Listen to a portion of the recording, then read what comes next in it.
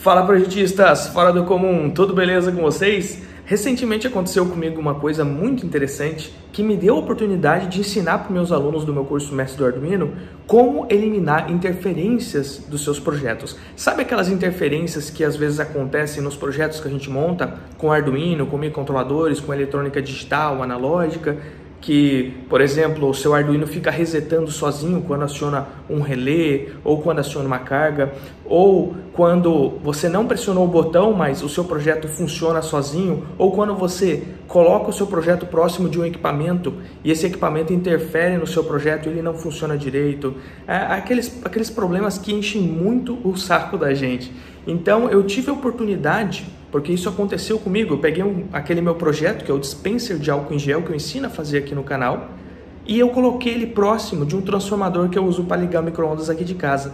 E deu interferência, e eu filmei como eliminar, o passo a passo de como eliminar essa interferência. Inclusive, eu medi essa interferência, eu consegui utilizar o osciloscópio para capturar essa interferência e mostrar para vocês. E agora eu vou pegar essa aula ao vivo que eu tive com meus alunos do meu curso Mestre do Arduino e vou disponibilizar para vocês. Assista até o final, que tem muita coisa, dá para aprender muita coisa aqui sobre interferências eletromagnéticas em projetos. Bora lá? Galera, eu vou começar aqui a live, conforme eu falei para vocês, mostrando, foi hoje que aconteceu isso, tá? Essa oportunidade de passar por essa oportunidade de aprendizado, que basicamente os projetos que eu ensino a montar aqui no Mestre do Arduino, no meu canal no YouTube, por muitas vezes eu acabo testando eles por longos períodos de prazo, tá? Então, aqui na lavanderia da minha casa, eu peguei aquele projeto que eu desenvolvi no YouTube, que é um dispenser de álcool em gel automático com sensor ultrassônico. Você bota a mão, ele te serve o álcool. E eu deixei ele na minha lavanderia. E aqui em casa eu estou com micro-ondas que funciona em 127 volts, que era lá do Paraná. Porém, em Santa Catarina nós só temos 220 entre fase e neutro. Não tem como obter 127 aqui sem algum outro meio, né? Tipo um transformador e por aí vai. Esse transformador ficava ao lado, eu tinha que usar um transformador que ficava ao lado no micro-ondas, e esse micro-ondas, por uma questão temporária somente, ficava perto do dispenser de álcool em gel. E quando eu ia ligar e desligar a tomada para ligar o micro-ondas, às vezes a luz do dispenser de álcool em gel que indicava a configuração dele na quantidade de álcool em gel que ele iria expelir, né, para fora, ela piscava. E eu falei, caramba, tá aí uma oportunidade de mostrar para os mestres do Arduino como solucionar uma interferência na prática. Eu tenho uma interferência magnética no projeto e eu vou solucioná-la na prática e vou mostrar para vocês agora. Conteúdo exclusivo aqui para os mestres do Arduino. Bora lá então, galera, nós vamos começar com isso. Eu vou colocar os vídeos, eu vou assistir com vocês. Eu fiz uma sequência de vídeos, tá? Curtos aqui, que eu vou colocar, eles são autoexplicativos, eu vou assistir com vocês e eu vou analisando, eu pauso se necessário, beleza? É um conteúdo rápido, mas muito, muito massa. Nós vamos ver na prática, realmente, testando ali, solucionando uma interferência. Então, bora partir para o vídeo 1. Deixa eu abrir ele aqui e ver se está tudo certo. Quem tiver perguntas a respeito, tá? Durante a exibição dos vídeos, podem fazê-las, tá? Então, vamos lá. Aí galera, estou aqui na minha lavanderia, eu tenho micro-ondas aqui, que é alimentado por esse transformador, que converte os 127 volts em 220 para ele funcionar. Aqui está o projeto do dispenser de álcool em gel, que eu ensino a fazer no canal. Aqui fica o servomotor, que aciona esse dispenser de álcool em gel, o servomotor bombeia ele. Aqui um sensor ultrassônico, que mede a distância, e ele é utilizado para detectar a mão. Aqui embaixo um LED, que acende quando você coloca a sua mão, então ele indica para o usuário que a mão dele foi detectada, e ele também indica o nível de álcool em gel que você configurou. São 3, pouco, médio e muito. Você ajusta através desse botão aqui atrás. E aqui nós temos um Arduino Uno, tá? Tá meio na gambiarra aqui mesmo. Tá um projeto que eu deixei o acabamento final para quem fosse fazer lá, eu recomendei. Então se eu aperto uma vez aqui o botão, olha lá, o LED piscou uma vez, então está na regulagem 1. Se eu aperto de novo, olha lá, 2, 3 vezes. É que está com um pouco de efeito bounce, eu não tratei isso aqui, ó. Mas vamos lá. Eu não tratei direito o efeito bounce nesse projeto, tá, galera? Que esse botão, ele tava com muito bounce. tá? Isso varia também da mecânica do botão, da qualidade de construção. Eu até adicionei um capacitor de forma bem rápida em paralelo com o botão, só que não foi o suficiente. Então por isso que eu não estou conseguindo selecionar nesse momento exatamente nível 1, nível 2, nível 3, tá? Quando eu desliguei a câmera deu para selecionar perfeito, só dá problema na frente da câmera, né? Mas existem métodos de tratar também por software esse efeito bounce e de colocar um capacitor mais calculado. Inclusive eu ensino dentro do curso Mestre do Arduino, quando eu ensino interrupções, a solucionar esse problema lá dentro utilizando a função milhas, beleza? Apertei uma vez, piscou 2 vezes segunda regulagem e piscou 3 vezes terceira regulagem de álcool em gel. Isso controla o quanto o servo vai descer e jogar de álcool aqui. E olha só que interessante que eu notei. Quando eu ligo e desligo o transformador, dependendo da forma, acaba que o transformador, que é uma carga indutiva, né? Quando eu desligo, ele acaba disparando um pulso eletromagnético que acaba interferindo aqui na entrada do meu botão. Porque esse botão, ele está conectado a uma entrada digital, que essa entrada é a 2, se eu não me engano, que é uma entrada que eu estou utilizando uma interrupção para dar preferência para o botão. Isso significa que eu vou conseguir ler com muita velocidade essa entrada, e ela vai ser capaz, sensível o suficiente para conseguir pegar essa interferência do transformador. E detalhe, olha como eu coloquei o fio aqui, ó, bem longo, né? Fiz como se fosse uma antena. Quanto maior o fio, mais fácil dele captar interferência. Galera, eu comento aqui que eu estou utilizando uma interrupção através do pino 3 do Arduino, uma interrupção externa, né? Que é possível para o Arduino Uno, o Nano, o Micro, né? É possível utilizar essa interrupção no pino 2 e 3. E uma interrupção, além de servir para você dar preferência para algo, nesse projeto eu dei preferência para o botão, porque afinal se o usuário pressionar, o Arduino tem que obedecer. Por isso que o botão tem preferência, o Arduino para todo o resto e dá preferência para o botão. Então eu comentei que é uma interrupção porque uma interrupção ela consegue enxergar um sinal muito rápido.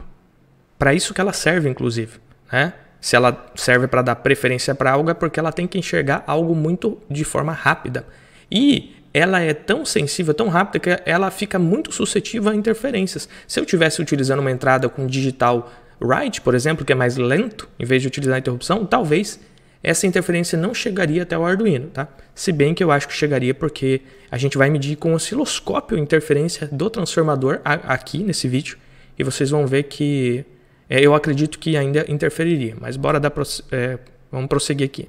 Eu vou mostrar para vocês como a gente pode eliminar isso daqui, tá? Algumas estratégias. Mas antes, deixa eu demonstrar que a interferência está acionando o ajuste de quantidade de álcool em gel. É como se eu estivesse apertando no botão, mas eu não tô. Então eu vou ligar e desligar a tomada aqui, ó. E vocês podem reparar lá que a luz vai piscar, ó. De acordo, vou ligar e desligar, ó. Ó, dependendo não faz, mas dependendo faz, ó. Ó lá, acionou o LED, tá vendo? Ele foi pro ajuste 2, se eu não me engano. De novo. Ó lá, de novo, acionou. Então, por que tem vezes que a interferência não ocorre no equipamento? Porque depende da forma na qual eu conecto na tomada. Se eu conecto e tiro rápido, as chances são maiores de eu ter interferências ali. Por quê? Porque o indutor ele armazena energia na forma de campo magnético, né? Um capacitor armazena energia na forma de campo elétrico, certo? Então, o indutor, quando ele armazena essa energia e você desliga ele vai liberar essa energia, vai converter esse campo magnético em eletricidade novamente. E isso vai disparar no micro-ondas essa tensão. E por o micro-ondas ser uma carga de baixa resistência, os fios e as bobinas do transformador vão servir como uma antena irradiando esse campo eletromagnético, e a parte magnética desse campo vai induzir uma tensão no fio que o Arduino vai interpretar como se fosse um clique, né? Um sinal numa entrada.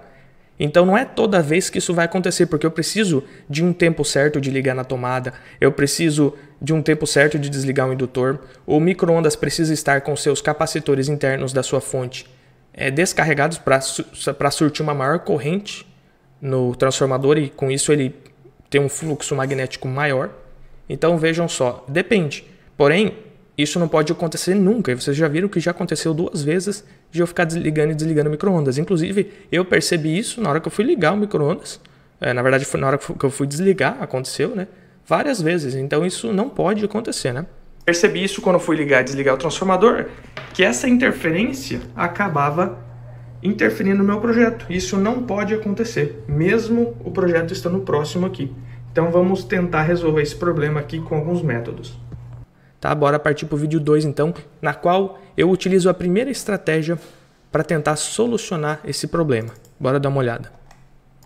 A primeira coisa que eu vou fazer aqui é diminuir a resistência do resistor de pull-up.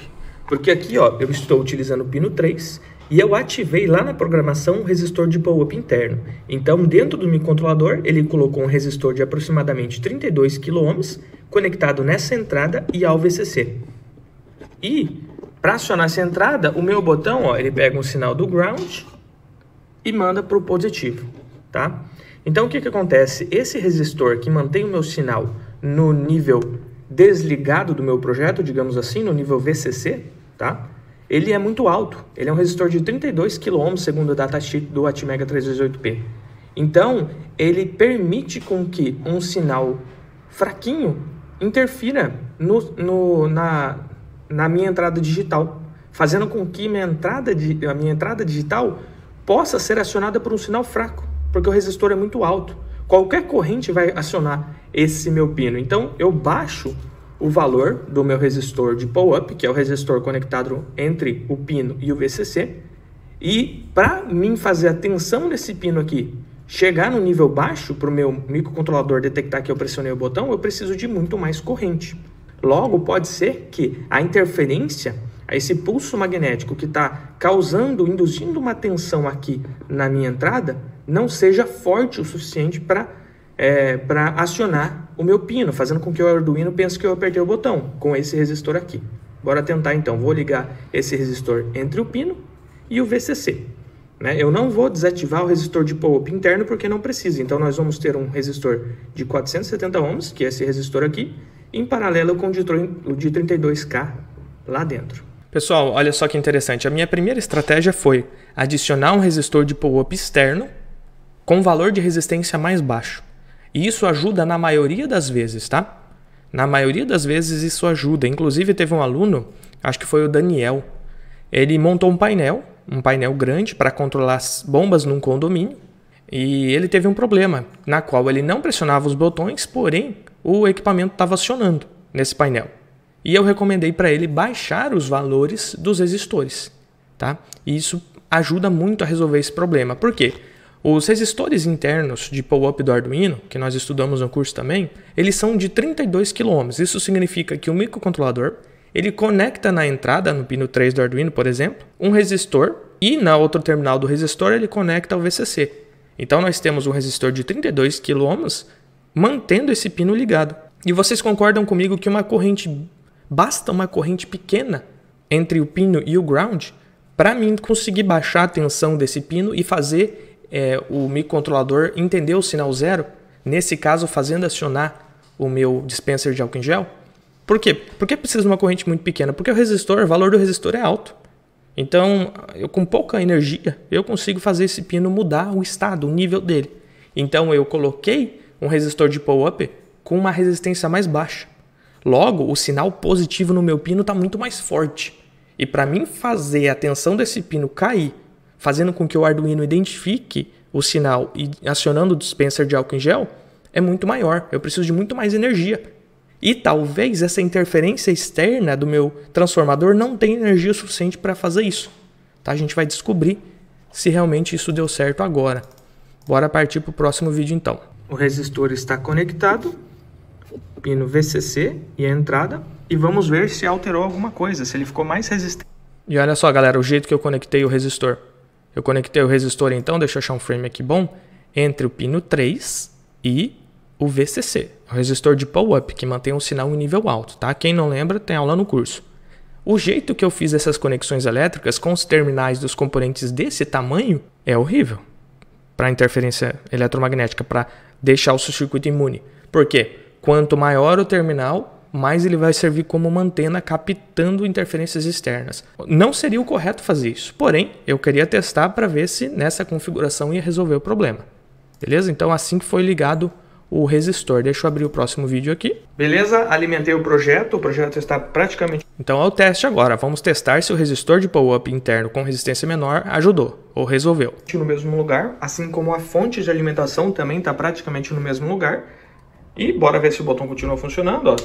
Continua normalmente. E vamos ver se ele ficou mais resistente a interferências. Bora lá mexer na tomada aqui. Olha lá, já piscou. Já deu. Já deu um pulso, né? Ah, ó, acionou 2 vezes já, por interferência. 3. 4 vezes.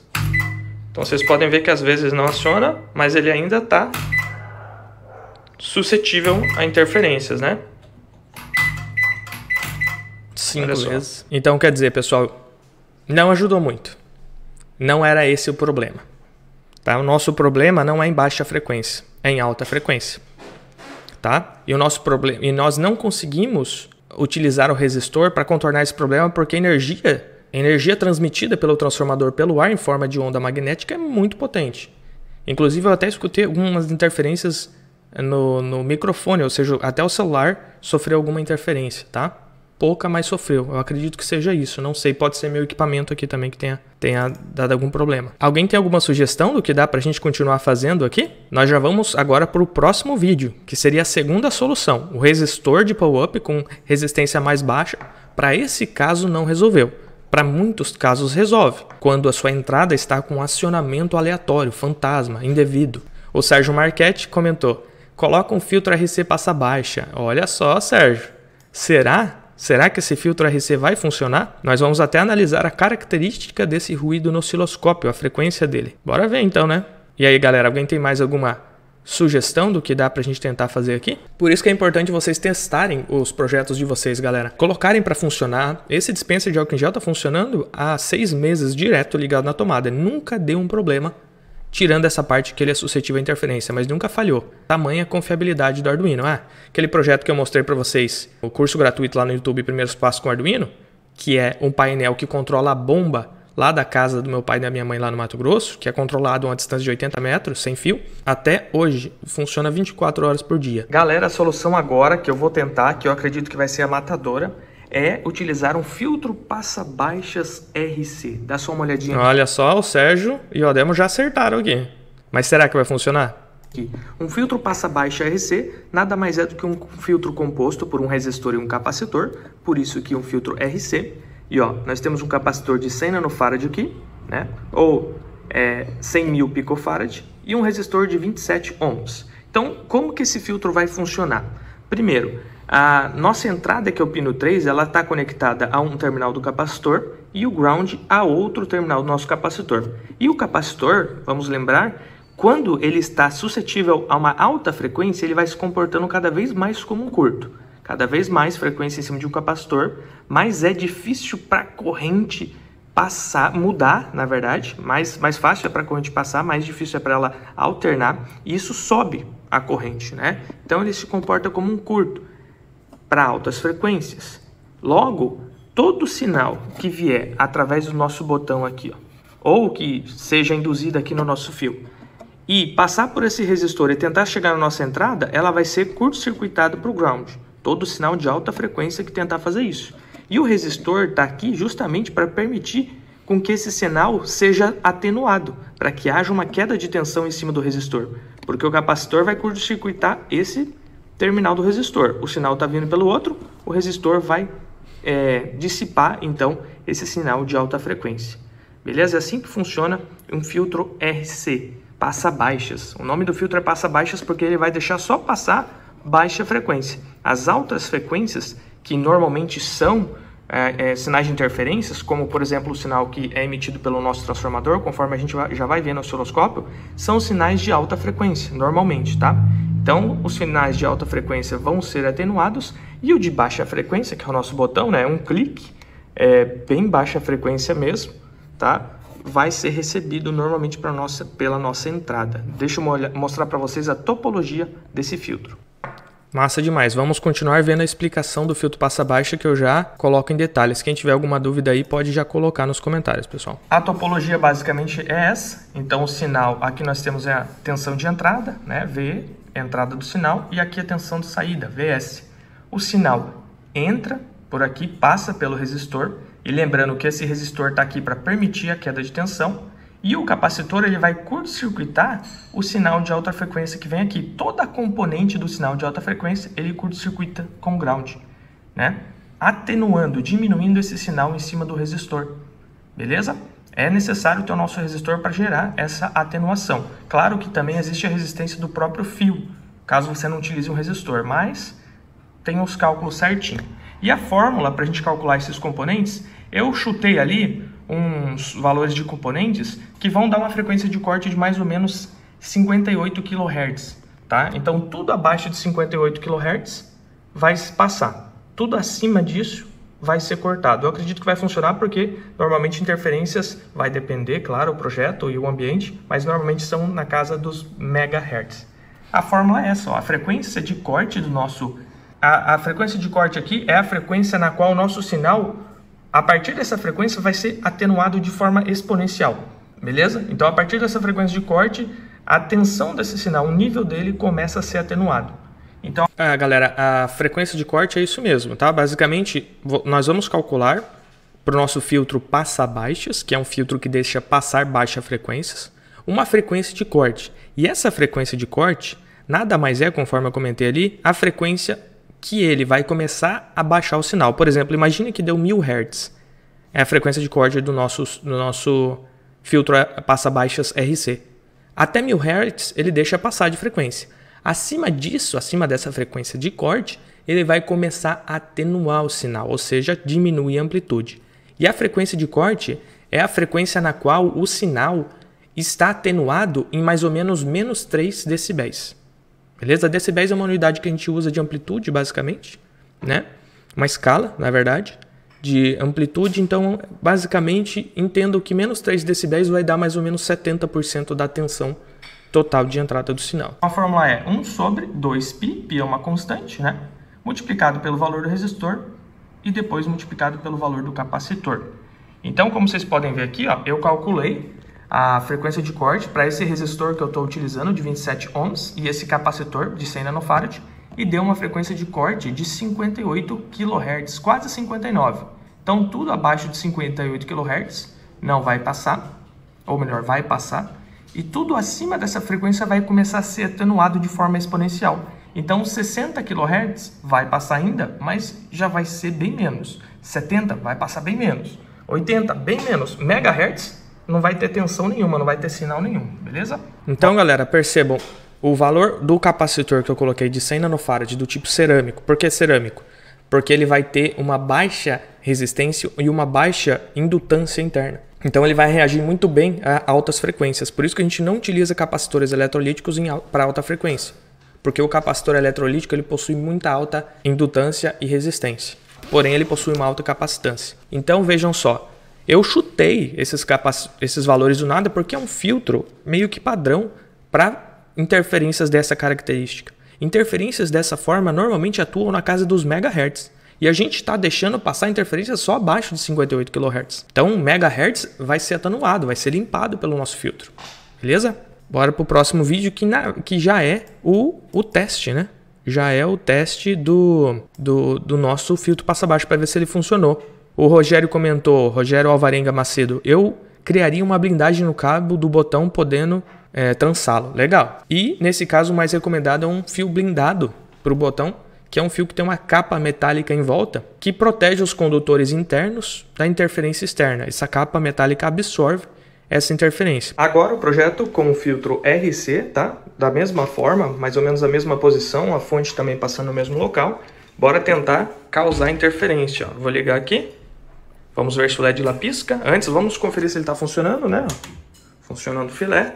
Bora tentar causar interferência. Ó.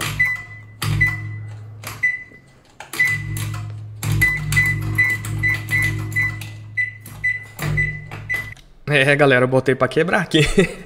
Eu botei para causar interferência aqui. Gerei pulsos muito curtos, eu centelhei basicamente o terminal, né? Fiquei tremendo ele. Então aí gerou interferência bem mais do que nos outros testes, viu? De jeito nenhum, hein? Eu vou até colocar, deixa eu fazer mais aqui, ó.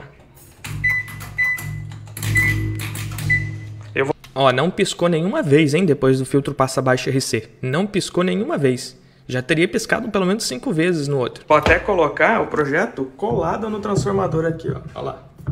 Tá? O projeto tá coladinho no transformador para piorar a situação. Bora ver se ele vai acender lá. Pera aí. Aí, ó.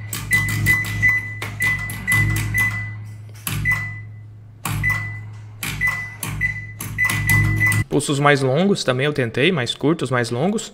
O projeto está colado no transformador, o que aumenta muito a amplitude da interferência e mesmo assim não deu interferência, está protegido o projeto.